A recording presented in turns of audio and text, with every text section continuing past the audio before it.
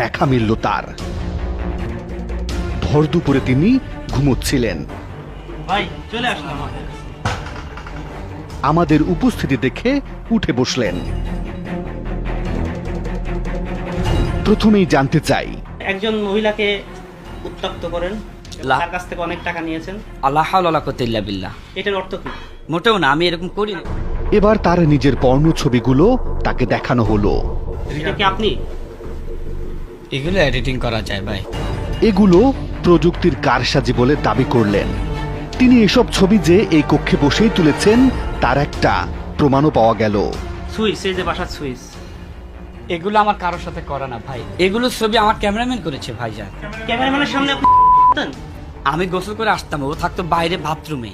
তা ক্যামেরার সামনে এতক্ষণ ধরে এত ছবি তুললো, আধা ঘন্টা ধরে তুললো ক্যামেরাম্যান, আপনি জানেনই না ক্যামেরাম্যান আছে? ভাই আমি ঘুমে থাকি, আমার হিসাব থাকে না। আমি কিন্তু আপনি তো বাথরুম